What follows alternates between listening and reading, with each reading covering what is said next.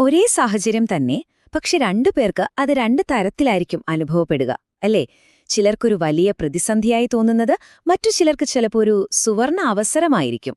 അപ്പോ നമ്മുടെ കാഴ്ചപ്പാടൊന്ന് ചെറുതായി മാറ്റുന്നതിലൂടെ ജീവിതത്തെ തന്നെ മാറ്റിമറിക്കാൻ പറ്റുന്ന ഒരു കിടിലൻ ടെക്നിക്കിനെക്കുറിച്ചാണ് നമ്മളിന്ന് സംസാരിക്കാൻ പോകുന്നത്. ഈ ഒരു ആശയം മനസ്സിലാക്കാൻ ഒരു പഴയ കഥ പറയാം. ഒരു ചെരുപ്പ് കമ്പനി അവരുടെ 2 സെയിൽസ്മാൻമാരെ ആഫ്രിക്കയിലേക്ക് മാർക്കറ്റ് പഠിക്കാനായിട്ട് അയച്ചു. അവിടെ എത്തിയപ്പോൾ അവർ രണ്ടുപേരും ഒരേ കാഴ്ചയാണ് കണ്ടത്. ആ നാട്ടിൽ ആരും ചെരുപ്പ് ധരിക്കുന്നില്ല. പക്ഷെ അവരുടെ റിപ്പോർട്ട് വന്നപ്പോഴോ ഒരാൾ പറഞ്ഞു, അയ്യോ, ഇവിടെ ആരും ചെരുപ്പിടുന്നില്ല, അതുകൊണ്ടൊരു രക്ഷയുമില്ല, കച്ചവടം നടക്കില്ല. മറ്റേയാൾ എന്താ പറഞ്ഞതെന്നോ, ഹോ, ഇവിടെ ആരും ചെരുപ്പിടുന്നില്ല, നമുക്ക് കച്ചവടം ചെയ്യാനായിട്ടൊരു വലിയ അവസരമാണ് മുന്നിലുള്ളത്. കണ്ടോ, യാഥാർത്ഥ്യം ഒന്നുതന്നെ, പക്ഷെ കാഴ്ചപ്പാട് മാറിയപ്പോ ലോകം തന്നെ മാറി. അപ്പോൾ ആ രണ്ടാമത്തെ സെയിൽസ്മാൻ ഉപയോഗിച്ച് ആ സൂപ്പർ പവർ എന്താണ്? അതിനെയാണ് നമ്മൾ റീഫ്രെയിമിംഗ് എന്ന് പറയുന്നത്. ഈ വാക്കൊന്നും കേട്ട് പേടിക്കേണ്ട, സംഗതി വളരെ സിമ്പിളാണ്. ഒരു ചിത്രത്തിന്റെ ഫ്രെയിം മാറ്റുമ്പോൾ ആ ചിത്രത്തിനൊരു പുതിയ ഭംഗി വരുന്നത് പോലെ നമ്മുടെ ചിന്തകളുടെ ഫ്രെയിം മാറ്റുന്ന ഒരു ചെറിയൊരു മാനസികമായ ടെക്നിക്കാണിത്.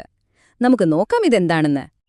റീഫ്രെയിമിംഗിന്റെ ഒരു രസം എന്താണെന്ന് വെച്ചാൽ, ഇത് നമുക്ക് പ്രധാനമായും 2 രീതിയിൽ ചെയ്യാം. ഒന്നാമത്തേത് കോണ്ടെക്സ്റ്റ് റീഫ്രെയിമിംഗ്, അതായത് സാഹചര്യം മാറ്റുക. രണ്ടാമത്തേത് കോണ്ടന്റ് റീഫ്രെയിമിംഗ്, അതായത് ആ സംഭവത്തിന്റെ അർത്ഥം തന്നെ മാറ്റുക. ഇവ രണ്ടും എങ്ങനെയാണ് പ്രവർത്തിക്കുന്നതെന്ന് നമുക്ക് ചില ഉദാഹരണങ്ങളിലൂടെ നോക്കാം. ഇതാണ് കോണ്ടെക്സ്റ്റ് റീഫ്രെയിമിംഗ്. ഒന്ന് ആലോചിച്ചു നോക്കൂ.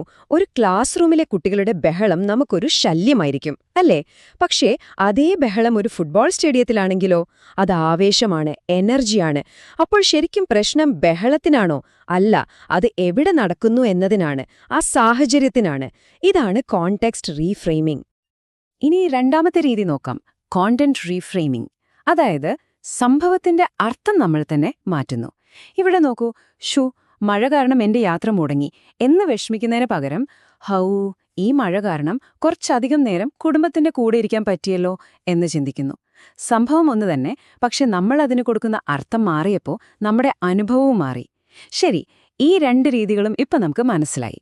ഇനി ഇത് നമ്മുടെ സ്വന്തം ജീവിതത്തിൽ എങ്ങനെ പ്രയോഗിക്കാമെന്ന് നോക്കിയാലോ? ഓക്കെ, ഇനി നമുക്ക് ഇതൊന്ന് പരീക്ഷിച്ചു നോക്കാം. നിങ്ങളുടെ ജീവിതത്തിൽ ഇപ്പോൾ നിങ്ങളെ അലട്ടുന്ന, അല്ലെങ്കിൽ നിങ്ങൾക്ക് സ്ഥിരമായി ഒരു പരാതിയുള്ള ഒരു കാര്യത്തെക്കുറിച്ചൊന്ന് ആലോചിക്കാമോ? ചിലപ്പോൾ നിങ്ങളെ ഏറ്റവും കൂടുതൽ വിഷമിപ്പിക്കുന്ന ഒരു കാര്യം. ഈ ഉദാഹരണങ്ങളൊന്ന് നോക്കൂ. എന്റെ കുട്ടികൾ ഭയങ്കര ബഹളമാണ് എന്ന പരാതിയെ നമ്മൾ എങ്ങനെ മാറ്റുന്നു? എന്റെ കുട്ടികൾ നല്ല എനർജിയുള്ളവരും ആക്റ്റീവുമാണ് എന്ന പോസിറ്റീവ് കാഴ്ചപ്പാടിലേക്ക്. അതുപോലെ എനിക്ക് തലയ്ക്ക് മുകളിൽ ജോലിയാണ് എന്ന് പറയുന്നതിന് പകരം, കമ്പനി എന്നെ വിശ്വസിച്ച് ഇത്രയും ഉത്തരവാദിത്തം ഏൽപ്പിക്കുന്നു, എന്റെ കഴിവിനെ അവർ വിലമതിക്കുന്നു എന്ന് ചിന്തിക്കുന്നു. കണ്ടോ ആ മാറ്റം? ഒറ്റ ചിന്ത കൊണ്ട് നമ്മൾ ആ സാഹചര്യത്തിന്റെ ഇരയല്ലാതായി മാറുകയാണ്. ഇവിടെയാണ് റീഫ്രെയിമിംഗിന്റെ ശരിക്കുള്ള പവർ. ഇതൊരു വെറും മനസ്സിലെ കളിയല്ല.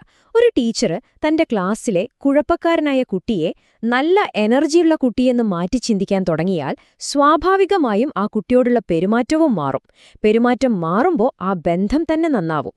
നമ്മുടെ ചിന്തകളാണ് നമ്മുടെ പ്രവൃത്തികളെ നിയന്ത്രിക്കുന്നത്. അപ്പോ ഇത് വെറുതെ കേട്ട് മറക്കാനുള്ളതല്ല, ജീവിതത്തിലൊന്ന് പരീക്ഷിച്ചു നോക്കണ്ടേ? അതിനായിട്ട് ഒരു ചെറിയൊരു ടാസ്ക് തരാം. ഇതൊരു ശീലമാക്കി മാറ്റിയാൽ റീഫ്രെയിമിംഗ് നിങ്ങളുടെ ജീവിതത്തിലെ ഒരു സൂപ്പർ പവറായി മാറും. നിങ്ങൾ ചെയ്യേണ്ടത് ഇത്രയുള്ളൂ. അവസാനിപ്പിക്കുന്നതിനു മുൻപ് ഏത് പ്രതിസന്ധിയിലും നിങ്ങൾക്ക് ഉപയോഗിക്കാൻ പറ്റുന്ന ഒരു മാന്ത്രിക ചോദ്യം തരാം. ജീവിതത്തിൽ എന്തെങ്കിലും ഒരു വെല്ലുവിളി വരുമ്പോൾ സ്വയം ചോദിക്കുക, ഇതിൽ നിന്ന് എനിക്കെന്ത് പഠിക്കാൻ കഴിയും? ഈ ഒരൊറ്റ ചോദ്യം മതി ഏത് തിരിച്ചടിയെയും വളരാനുള്ള ഒരു അവസരമാക്കി മാറ്റാൻ. കാരണം ഓർക്കുക, ജീവിതത്തിൽ എന്ത് സംഭവിക്കുന്നു എന്നതിലല്ല, അതിനോട് നമ്മൾ എങ്ങനെ പ്രതികരിക്കുന്നു എന്നതിലാണ് കാര്യം.